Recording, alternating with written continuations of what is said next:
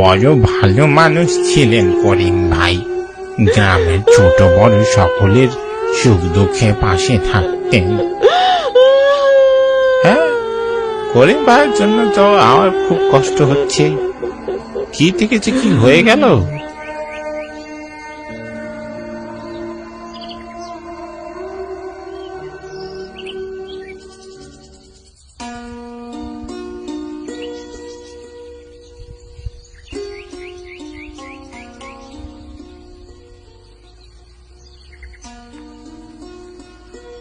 আমি ইব্রাহিম। আজ প্রায় 2 মাস পর গ্রামে ফিরছি। এই কুসুমপুর গ্রামের মন্ডল বাড়ির ছেলে আমি। ভাবছেন মিষ্টির প্যাকেট নিয়ে কোথায় যাচ্ছি? আজ আমি অনেক খুশি। বাবা মায়ের স্বপ্ন পূরণ করতে পেরেছি। আমার সরকারি চাকরি হয়েছে। এই খুশির খবরটা বাবা মা আর আত্মীয় স্বজনদের জানাতেই গ্রামে এসেছি। হ্যালো মা, একটা খুশির খবর আছে। তাড়াতাড়ি বাড়ি আয় খোকা, তাড়াতাড়ি বাড়ি আয়। কি হয়েছে মা? তুমি কাঁদছো কেন? হ্যালো মা। মা আর কোনো কিছু না বলে ফোনটা রেখে দিলেন। মোবাইলে মায়ের কান্না ভরা কণ্ঠ শুনে আমার বুকটা কেঁপে উঠেছে। মায়ের কথা শোনার পর থেকে আমার ভীষণ অস্থির লাগছে।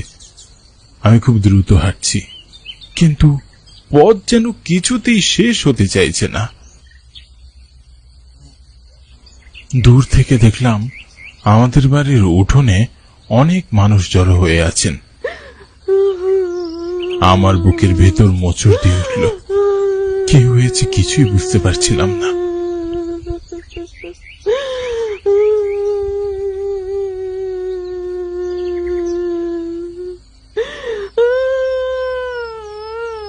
কাছে এসে দেখলাম আমার বাবার মরা দেহ উঠানে পড়ে আছে।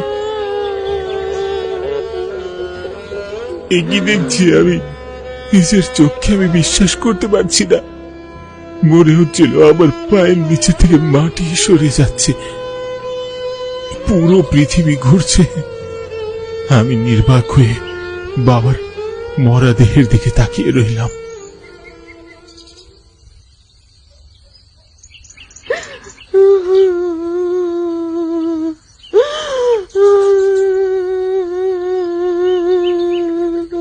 খোকা, তোর বাবা আমাদের ছেড়ে চলে গেলেন। আমরা এখন কি নিয়ে বাঁচবো খোকা? এসব কেমন করে হলো মা? তোর বাবা ফজরের নামাজ পড়তে মসজিদে যাচ্ছিলেন, আর তখন কোনো এক বিষধর সাপের ছোবলে তোর বাবা মারা গিয়েছেন।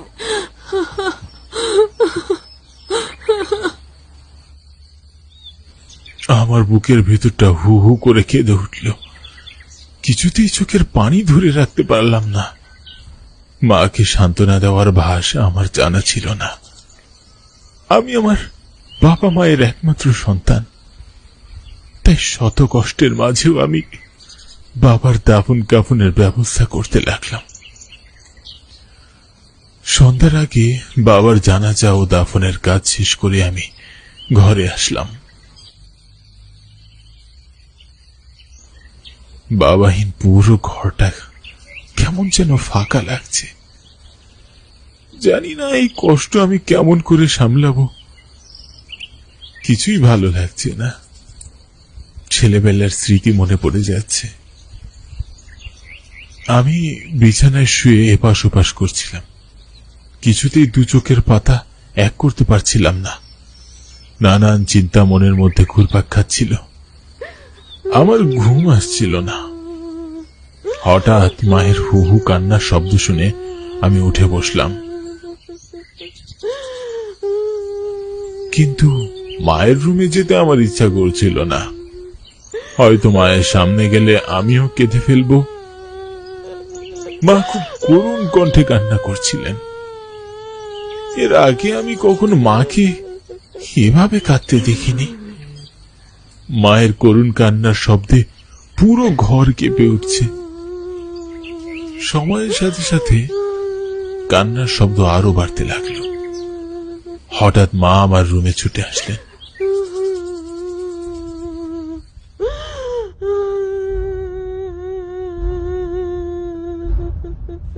মাকে দেখে আমি ভীষণ অবাক হলাম।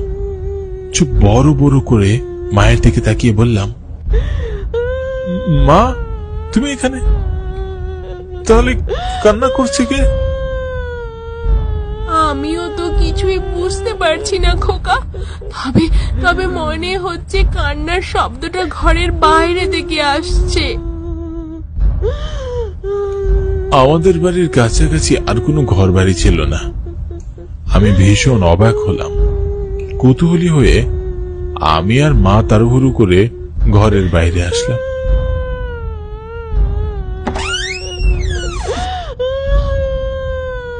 কিন্তু কি আশ্চর্য, আমরা আশেপাশে কাউকেই দেখতে পেলাম না।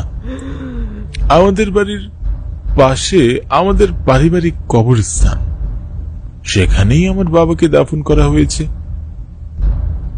কেন যেন আমার মনে হচ্ছিল কান্নার শব্দ কবরস্থান থেকেই ভেসে আসছে, কিন্তু কবরস্থানের ভিতরে কাউকে তো দেখা যাচ্ছিল না। আমি কিছু বলার আগেই মা বললেন, ইব্রাহিম, মনে হচ্ছে কান্নার শব্দ কবরস্থান থেকে আসছে। আমার বুকের ভিতরের প্রাণ পাখিটা ধুকধুক করছিল। এই ঘুটঘুটে অন্ধকার রাতে কবরস্থানের ভেতর প্রবেশ করার সাহস আমার ছিল না। মায়ের দিকে তাকিয়ে দেখলাম মাও কিছুটা ভয় পাচ্ছেন। তাই আমি আর মা তাড়াতাড়ি করে ঘরের ভিতরে চলে আসলাম। রাত যত গভীর হচ্ছিল, কান্নার আওয়াজ ততই বাড়তে লাগলো। পুরো রাত আমি আর মা নির্ঘুমে কাটালাম।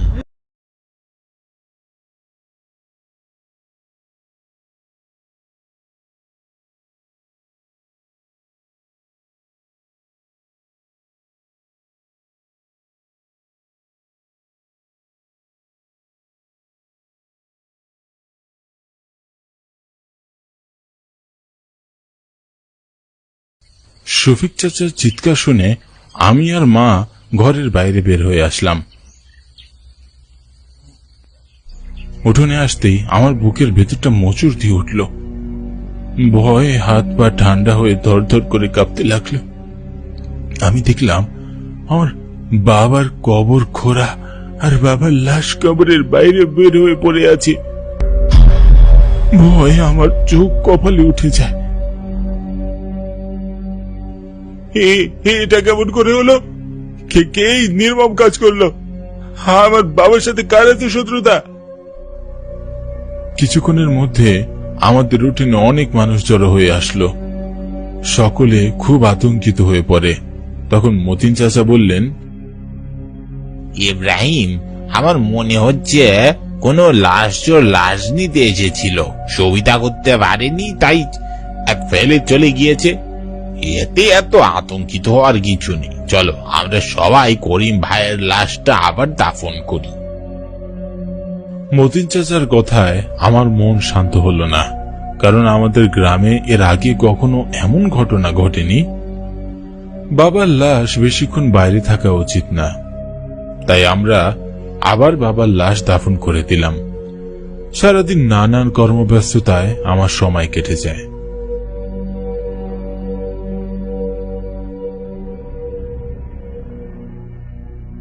গত রাতে না ঘুমানোর কারণে আমি আর মা খুব ক্লান্ত ছিলাম, তাই সন্ধ্যার পর ঘুমিয়ে যাই।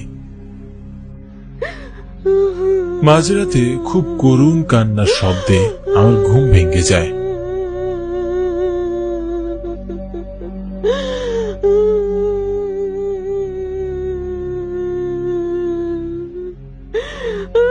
আমি মায়ের রুমে গিয়ে দেখলাম মাও উঠে বসে আছেন।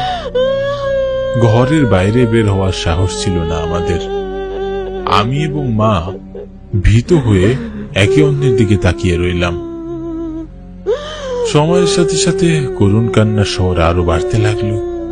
পুরো মন্ডল বাড়ি কান্নার শব্দে কেঁপে উঠল। আমার পায়ের পশমগুলো কাটা দিয়ে উঠল। সকলে ফজরের নামাজের পর মানুষের ডাকাডাকি শুনে আমি আর মা ঘরের বাইরে বের হয়ে আসলাম।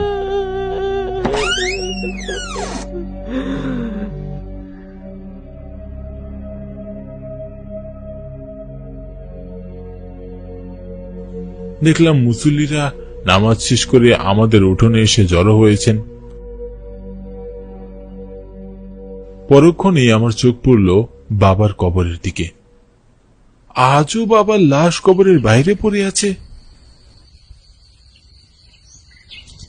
ভয়ে আমার গা কেঁপে উঠল, গলা শুকিয়ে গেল। ইব্রাহিম, ফজরের নামাজ শেষ করে আমরা এই পথ দিয়ে যাচ্ছিলাম, আর তখনই দেখলাম তোমার বাবার লাশ কবরের বাইরে পড়ে আছে, তাই তোমাদের ডাকলাম। এগুলো কে করছে চাচা, আর কেনই বা করছে? আমি তো কিছুই বুঝতে পারছি না। আর তাছাড়া রাতের বেলা কবরস্থানের ভিতর থেকে কান্নার আওয়াজ শোনা যায়, কিন্তু কাউকে তো আমি দেখি না। কি হচ্ছে কি এসব? হ্যাঁ, আমিও তো আমার বাড়ি থেকে কান্নার শব্দ শুনতে পেয়েছি। আমি ভেবেছিলাম তোমার মা কান্না করেন, কিন্তু এখন তো ব্যাপারটা খুব চিৎকার বলে মনে হচ্ছে।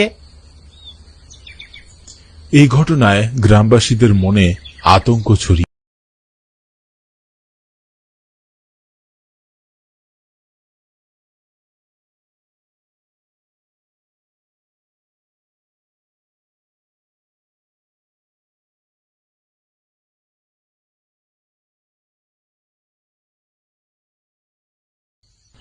সারাদিন কোনো রকম কেটে গেলেও রাতে সবাই খুব ভয় পেতে থাকে। কবরস্থানের আশেপাশে দিয়ে মানুষ চলাচল বন্ধ করে দেয়। রাত 10টার পর আজ আবারও সেই করুণ কান্নার শব্দ শুনে আমার বুকের ভিতর মোচড় দিয়ে উঠল। ভয় আমার হাত পা ঠান্ডা হয়ে গেল, গায়ের পশমগুলো কাটা দিয়ে উঠল। আমি কানে হাত দিয়ে বিছানায় শুয়ে রইলাম। ভয়ে ঘুমাতে পারছিলাম না। মনে মনে দোয়া দরুদ পড়তে লাগলাম। নিজের অজান্তে কখন যে ঘুমিয়ে গেলাম। ইব্রাহিম, ইব্রাহিম, আমাকে তুমি বাঁচাও বাবা। দুষ্টজিন আমাকে কবরে শান্তিতে থাকতে দিচ্ছে না, আমাকে খুবই বিরক্ত করছে। বারবার আমার লাশ টেনে কবরের বাইরে তুলছে, আমার খুব কষ্ট হচ্ছে বাবা। বাবার কণ্ঠ শুনে আমি ঘুম থেকে লাফিয়ে উঠে বসলাম। ভয় আমার বুকের ভিতরটা পানি শূন্য হয়ে যায়। হাত পা থরথর করে কাঁপতে শুরু করলো। বুকের ভিতর হৃৎপিণ্ডের ধুক ধুক অনুভূতি বের হয়ে গেল। ভয়ে আমি আর রাতে ঘুমাতে পারিনি। ভোরবেলা আবারও শফিক চাচা এবং মতিন চাচার ডাকাডাকিতে আমি আর মা ঘরের বাইরে বের হয়ে এসে দেখলাম বাবার লাশ কবরের বাইরে পড়ে আছে। তখন আমি স্বপ্নের কথা চাচাদের জানালাম। সব শুনে মতিন চাচা বললেন, শহরে আমার চেনা একজন বড় হুজুর আছেন। এখন যদি আমরা রওনা দেই তাহলে সন্ধ্যার আগে হুজুরকে নিয়ে গ্রাম।